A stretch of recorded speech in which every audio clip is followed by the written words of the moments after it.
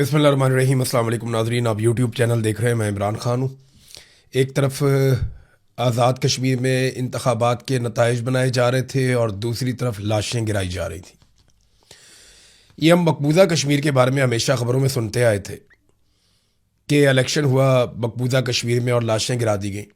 हमने आज आज़ाद कश्मीर में वही सारा कुछ होते हुए देखा। पाकिस्तान के मौजूदा रजीम ने आसिम मुनीर साहब की क़ियादत में आज़ाद कश्मीर में एक मरतबा फिर लाशें गिरा दी। PMLN ने और पीपल्स पार्टी ने इसमें सहूलतकारी की है और बड़े पैमाने पर लाशें गिराई गई हैं। जो बंदरबांट सीटों की की गई उसमें क्योंकि अवाम ने दिलचस्पी ली नहीं, लोग निकले नहीं वोट डालने के लिए। अब वो जो बैग इन्होंने पहले से भर के रखे हुए थे उन्हीं की गिनती शिनती करके इन्होंने नताइज जारी कर दिए हैं। जो वोटिंग टर्न आउट था वो तो जो लोग वहाँ कवरेज कर दे सारा दिन, उन्होंने कहा 10% भी हमें नहीं लगता। लेकिन अगर हम बहुत भी बढ़ा के बयान करें तो हम 15% कह सकते हैं। इससे ज़्यादा लोगों ने निकल के पोलिंग स्टेशन तक आने की जहमत ही नहीं की। तो अवामी सतह पे तो मुकम्मल तौर पे एक बाइकॉट नज़र आया जो आज़ाद कश्मीर में इलेक्शन हुआ। लोगों ने उसमें दिलचस्पी नहीं ली। मिलिट्री एस्टेब्लिशमेंट का तैयार करदा इलेक्शन था और उन्होंने इसको 3 मराहिल में करने का फैसला किया। लोगों ने ज़रा भी दिलचस्पी नहीं दिखाई। नताइज के लिए जो सहाफ़ी जा रहे थे RO के दफातर में, या वो चाह रहे थे कि नताइज उनके सामने बने, उन सहाफ़ियों को जाने से रोक दिया गया और रुकावटें डाली गईं। फिर उसके बाद अपनी मर्ज़ी के नताइज बनाए गए। अब तक की इतला के मुताबिक नून लीग और पीपल्स पार्टी में सीटें बांटी गई हैं। कुछ 8 के करीब सीटें कह रहे हैं कि नून लीग को दे दी हैं, 7 या 8 अभी तक, और कुछ 4-5 पीपल्स पार्टी को दे दी हैं। एक आधी की जो है वो भी रह जाएगा, उसका भी आ जाएगा नतीजा तो पता चल जाएगा। बहरहाल ये इन्होंने आपस में बंदर बांट कर ली है। इसके बाद दूसरे मरले का इलेक्शन करवाएंगे। लेकिन जब यहाँ पे इलेक्शन हो रहा था तो वो जो एहतजाज करने वाले लोग मीरपुर से निकले काफिले लेकर वो रावला कोट पहुंच गए और दरीक चौक से जब वो आगे की तरफ बढ़े और चनार चौक के नज़दीक पहुंचे तो उमर नज़ीर कश्मीरी साहब ने जो स्टेटमेंट जारी किया उसके मुताबिक वहाँ पे खौफनाक खून रेजी हुई है। कश्मीर को पाकिस्तान की शारक कहा जाता है और उस पर खुद ही छुरी चला रहे हैं और चलाने वाले भी कोई बाहर से नहीं आए, हमारी अपनी सिक्योरिटी फोर्सेज हैं। उमर नज़ीर कश्मीरी ने जो सबसे पहले इंफॉर्मेशन दी, उन्होंने बताया कि जी चनार चौक के नज़दीक इमारतों पर असलहा फिट किया गया था और हैवी मशीन गन्स फिट करने के बाद अवाम पे गोली चलाई गई। रेंजर्स ने गोली चलाई है जो उन्होंने बताया। पहले उन्होंने 10 लोगों के नाम लिए जो शहीद हुए हैं, उनके इलाकों के नाम लिए और ये बताया कि 10 लोग अब तक शहीद हो चुके हैं। 7वें नंबर पे उमर नज़ीर कश्मीरी ने अपने भाई का नाम लिया था। फिर कुछ देर के बाद इतला आती है, एक और साहब बताते हैं कि जो शहादतें हैं उनकी तादाद 14 हो गई है। और अब जब मैं ये वीलॉग रिकॉर्ड कर रहा हूँ तो अभी जो ताज़ा तरीन इतला आई है उसके मुताबिक अब तक 20 कश्मीरी शहीद हो गए हैं इस पूरे इंसिडेंट में। कौन कौन है? नईम बट हैं कोटली आज़ाद कश्मीर से, दूसरे शहीद उस्मान नज़ीर, तीसरे निसार अहमद, चौथे काशिफ याकूब, 5वें सरदार फिदा हुसैन, 6ठे मुजम्मल, 7वें बासित शाह, 8वें फ़हीम अफजल, 9वें कामरान मुश्ताक, 10वें ज़रगाम खलील, 11वें साकिब हनीफ और 12वें साकिब इसहाक, अरील असगर 13, 14 उस्मान गुल, 15 जफ़ीर पहलवान, 16 निसार शाहीन, 17 ख्वाजा इब्रार लतीफ़, कामरान हफीज़ और फैसल साबिर। तो इस तरह ये लोग, अली हुसैन, ये लोग शहीद हो गए हैं। 20 के करीब नाम अभी तक मेरे पास आए और ये आज़ाद कश्मीर से दोस्तों ने भिजवाए हैं। बहुत सारे लोग ज़ख्मी भी हुए हैं जो अस्पतालों में। एक अफसोसनाक बात यह है कि सिक्योरिटी फोर्सेज ने पहले इन लोगों पे बिला इश्तियाल फायरिंग की। इन लोगों के पास हथियार नहीं थे, ये निहत्ते जा रहे थे और ये बात उमर नज़ीर कश्मीरी ने खुद बताई भी कि हमने लोगों से दरख्वास्त की थी कि कोई भी हथियार लेकर नहीं जाएगा। निहत्ते लोगों पे गोली चलाई गई है। उमर नज़ीर कश्मीरी का भाई शहीद हुआ है। उसने जब शोहदा के नाम लिए तो 7वें नंबर पर अपने भाई का नाम भी लिया और बताया कि ये मेरा भाई था। लेकिन बड़ी सब्र के साथ, बड़ी इस्तिकामत के साथ, साबित कदमी के साथ उन्होंने शोहदा के नाम लिए और बड़ी होशमंदी के साथ उन्होंने आगे के लाएमल का ऐलान किया कि हम आगे बढ़ेंगे, हम पीछे नहीं हटेंगे, हम अपने मौक़िफ़ से पीछे नहीं हट सकते, हम हक पर हैं। हमारे जो लोग शहीद हुए, हमारा ईमान है कि अल्लाह ताला उनके लिए अच्छाई वाले मामलात करेगा। बड़ा पहाड़ जैसा सब्र और हौसला दिखाया उमर नज़ीर कश्मीरी ने। जब ऐसे लोग होते हैं ना फिर लोग पीछे नहीं हटते। सिक्योरिटी फोर्सेस का मुहासरा तोड़कर गोलियां खाते हुए अपने सीने पेश करके ये लोग पहुंच गए शहर के अंदर और जिस मंजिल पे इन्होंने जाना था वहां तक पहुंच गए। अब आगे का फासला ये लोग पैदल तय करेंगे। वजह यह है कि गाड़ियां इनकी रोक दी गई हैं, तबाह कर दी गई हैं और इनको गाड़ियों की सहूलत भी उस तरह मुयसर नहीं है। तो अब कश्मीरी बड़े पैमाने पर पैदल मार्च करेंगे और इसमें उनको 4 दिन भी लग सकते हैं, 5 भी दिन लग सकते हैं मुजफ्फराबाद जाने में। तो कश्मीरियों के लिए एक बहुत बड़ी रिस्पॉन्सिबिलिटी और एक बहुत बड़ी तहरीक ये बन चुकी है। चंद दिन पहले तक हमारे मीडिया के जो दोस्त भारत में नौजवानों के हक में आवाज़ बुलंद कर रहे थे वो इस पे बात नहीं कर पा रहे। पाकिस्तान की मीडिया पे कश्मीरियों का खून बह रहा है, कोई टिकर भी नहीं चल रहे, कोई खबर नहीं चल रही, कोई ब्रेकिंग नहीं आ रही, कोई पाकिस्तान का मीडिया ये खबर देने के लिए तैयार नहीं है। बल्कि अलीम खान को शिकस्त हुई बदतरीन इस इलेक्शन में और उसका चैनल बदला ले रहा है कि जनाब ये शरपसंद थे। जत्थे कहकर मुखातिब किया जा रहा है, मुसल्ला जत्थे कहा जा रहा है, शरपसंद कहा जा रहा है कि इन्होंने 2 पुलिस वालों को जख्मी कर दिया। ये 20 लाशें नज़र नहीं आती, बहुत सारे जख्मी दर्जनों अस्पतालों में पड़े हुए वो नज़र नहीं आते। अवाम के ऊपर सीधी गोली चलाई गई है। ऐसा लगता है कि एस्टेब्लिशमेंट लोगों के इलेक्शन के बाइकआउट का बदला ले रही थी कि मारो इनको गोलियां, ये हमारे हुक्म की खिलाफ वर्जी करते हैं। नाजरीन, जिन लोगों से मेरी बात हुई आज़ाद कश्मीर में, वो ब्रिगेडियर फाइक को और आईजी लियाकत को जिम्मेदार करार दे रहे हैं कि ये 2 लोग बेसिकली रिस्पॉन्सिबल हैं जो भी कत्लेआम आज़ाद कश्मीर में अब तक हुआ है। 50 के करीब लोग पहले शहीद हो गए थे, 20 लोग अब शहीद हो गए, लगभग 70 के करीब लाशें और बहुत बड़े पैमाने पे जख्मी है, बहुत बड़ी तादाद में जख्मी है। रावला कोट को लहू लहान कर दिया। पूरे पाकिस्तान को इसके ऊपर आवाज़ उठानी चाहिए। मुझे अच्छी तरह याद है, आज से चंद दिन पहले मेरी ज्वाइंट अवामी एक्शन कमेटी के लोगों से बात हो रही थी। तो इन्होंने मुझे एक बात कही थी कि इमरान भाई, ये बात आप याद रखिएगा कि इस लड़ाई में या तो हम जीतेंगे, अपने हकूक़ लेंगे, या हम मारे जाएंगे। लेकिन अगर हम मारे जाए ना तो आप हमें भूलने मत दीजिएगा, लोगों को बताइएगा कि हम अपने लोगों के लिए मारे गए। हमें पता है कि हम इसमें शहीद कर दिए जाएंगे, हम इस बात को जानते हैं। हमने अपने हाथों से लाशें उठाई हैं, आइंदा हो सकता है कि हमारी लाशों को हमारे लोग उठाकर ले जाएं। हम या तो कामयाब होंगे या शहीद कर दिए जाएंगे, हमारे पास और कोई रास्ता नहीं बचा। लेकिन वादा करें आप हमें भूलेंगे नहीं, हम अपने लोगों के लिए जाने दे देंगे, हमारे बाद आने वाले हमारी तहरीक को जिंदा रखेंगे। लेकिन कश्मीरी एक दिन अपना हक ले लेंगे, हम पीछे नहीं हटेंगे। ये बातें इन्होंने मेरे से की थी। मैं उस वक्त सोच रहा था कि ये इस नहज पे मामला पहुंचा क्यों। वो इसलिए कि जिद है, हठधर्मी है एक आदमी की कि पाकिस्तान में मेरा सिक्का चलेगा, मैं निज़ाम को चलाऊंगा। एक इदारा ये सोचता है कि वो पूरे मुल्क को कंट्रोल करेगा, तो फिर मुल्क का यही हाल होगा जहाँ जमहूरियत नहीं है, इंसानियत नहीं है। और आप इल्ज़ाम लगा देते हैं कि ये जनाब दुश्मन के आलाकार है। कभी कहते हैं राह के एजेंट हैं। आपको राह तोते पसंद है ना, जो आपकी ज़बान बोले, जो आप कहें फर बोलने वाले तोते आपको पसंद है। या तो कोई शख्स आपके लिए राह तोता बन जाए, बोलता रहे, नहीं तो फिर आप उसको राह का तोता करार दे देते हैं या राह का एजेंट करार दे देते हैं। इतनी औकात है पाकिस्तान के इदारों की और पाकिस्तान के सिस्टम की। क्योंकि या तो ये कहते हैं कि आप हमारे लिए काम करें, अगर आप हमारे मफाद के खिलाफ जाएंगे तो हम आपको दुश्मन करार देके मार देंगे या गायब कर देंगे। और आज हम उसका एक और अमली मुजाहरा देख रहे थे। सेनेटर मुश्ताक ने ऐलान किया है कि वो रावला कोर्ट के लिए निकलेंगे सुबह 10 बजे इस्लामाबाद से।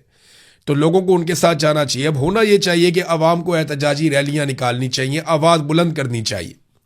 मौलाना फजलुर रहमान साहब को भी इनके साथ जाना चाहिए, पीटीआई को भी इनके साथ जाना चाहिए, बाकी पॉलिटिकल पार्टीज को भी आज़ाद कश्मीर रावला कोर्ट जाना चाहिए। उन लोगों की लाशें वहाँ पड़ी हुई हैं, वो लोग जख्मी पड़े हुए हैं, कोई तो उनको हौसला देने जाओ। ये बंदूक वाले तो पागल हो गए, इनको तो समझ ही नहीं आ रही, ये तो मुल्क का बेड़ा गर्क कर देंगे। 71 में भी मामला इनके हाथ में आया तो मुल्क टूट गया था, आज फिर मामला इनके हाथ में है। सियासतदानों को आगे आना पड़ेगा, मामला अपने हाथ में लेना पड़ेगा, वरना ये लोग एक मरतबा फिर हमारे साथ बहुत बड़ा खिलवाड़ कर जाएंगे। बंदूक वालों का दिमाग काम नहीं कर रहा, तो जो सियासतदान है, सिविलियंस हैं, वो आगे बढ़े और जाकर जख्मों पे मरहम रखें। ये नमकपाशी का वक्त नहीं है।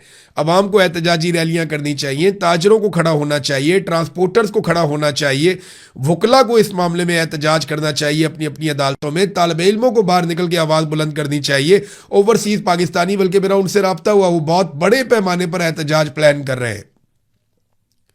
जैसे माजी में उन्होंने एहतजाज किया, वो उससे भी बड़ा एहतजाज करने जा रहे हैं।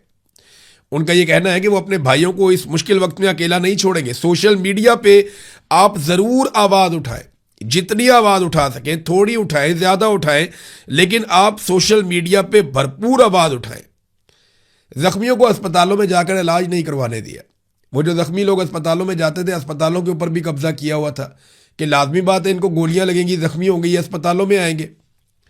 अब जो लोग अस्पतालों में जाते हैं तो वहां यह होता है कि सबसे पहले तो लाशें कब्जा कर ली जाती हैं, लाशें वापस नहीं दी जाती, ताकि लाशें मिलेंगी तो रोला पड़ जाएगा, पता चलेगा कौन कौन शहीद हो गया और वो लाशें दुनिया के सामने भी आएंगी। लिहाजा सबसे पहले लाशों पे कब्जा कर लिया जाता है। ये हमारा यहाँ पे पसंदीदा काम है। कत्लेआम के बाद वो पुरानी वाली लाशें मांग रहे हैं कि जी वो भी हमारे हवाले की जाए। उनके मुतालबात में से एक मुतालबा है। दूसरा, जो जख्मी जाते हैं, जख्मियों को और उनके साथ आने वालों को गिरफ्तार कर दिया जाता है और उन्हें बाद औक़ात मुंतकिल कर दिया जाता है दूसरे शहरों में। ये बड़ी अनफॉर्चुनेट सिचुएशन है कि अस्पतालों के ऊपर भी कब्जा कर दिया गया कि लाशें गायब कर देंगे। रावला कोर्ट में बर्बरियत पे कोई खबर नहीं चलाई मीडिया ने। ये इंतहाई अफसोसनाक चीज है। मरियम नवाज ने सेलिब्रेशन शो कर दी। आज़ाद कश्मीर के इलेक्शन को जनाब हमने जीत लिया, आतिशबाजी लगा दी, सेलिब्रेशन लगा दी, अपनी खुशियां मना ली मरियम नवाज ने। इस औरत को बिल्कुल एहसास नहीं है कि पाकिस्तानियों के दिल पे क्या गुजर रही होती है। जिस दिन अरशद शरीफ को शहीद किया गया उस दिन ये केक काट रही थी। बाद में उनकी लाश जो है उसकी तस्वीर लगा के एक झूठा प्रोपेगेंडा कर दिया कि अरशद शरीफ ने नवाज शरीफ की बीवी की मौत का मजाक उड़ाया था या बीमारी का मजाक उड़ाया था। और बाद में झूठी साबित हुई ये औरत कि कभी भी अरशद शरीफ ने मजाक नहीं उड़ाया, बल्कि मैं हूं या अरशद शरीफ है या साबिर शाकिर है या बाकी जर्नलिस्ट हैं। हम हमेशा दुआ करते रहे हर बीमार के लिए। जब कभी पता चला नवाज शरीफ बीमार है, हमने कहा जी अल्लाह ताला उन्हें सेहत अता फरमाए। लेकिन जो इनके पॉलिटिकल स्टेटमेंट्स हैं या इनके झूठ हैं, उनको हम बेनकाब करते रहे। इस औरत ने वहां पे भी झूठ बोला। झूठ इनकी घुट्टी में पड़ा हुआ है, इनके घर से इनको तोहफे में झूठ मिलता है। हर वो मौका जिसमें पाकिस्तानी दुखी होते हैं, तकलीफ में होते हैं, दर्द में होते हैं, ये उस मौके पर केक काटते हैं, सेलिब्रेशन करते हैं, आतिशबाजी करते हैं। एक मरतबा फिर इस औरत ने, जब रावला कोर्ट में लाशें पड़ी हुई थी, खून बह रहा था, लहू लहान था कश्मीर, उस वक्त कश्मीर के अंदर फतह के झंडे गाड़ के आतिशबाजी की फुटेज लगाई है। इनकी खुशियां अलग, इनके गम अलग। पाकिस्तानियों की खुशियां अलग, पाकिस्तानियों के गम अलग। इनका पाकिस्तान से या पाकिस्तानियों से कोई ताल्लुक दिखाई नहीं देता। पूरे पाकिस्तान में लोगों को आवाज उठाना चाहिए, सहाफियों को भी आवाज उठानी चाहिए। आप ये सोचते हैं कि आपके छोटे छोटे बच्चे, आप आवाज उठाएंगे तो प्रॉब्लम हो जाएगी। ये जो लोग शहीद हुए इनके भी छोटे छोटे बच्चे हैं। मैं कहता था ना कि बारी बारी सबकी बारी। आज मेरे कश्मीरी भाइयों की बारी है। मैं आपको लिख कर देता हूं, कल आपकी भी बारी आएगी।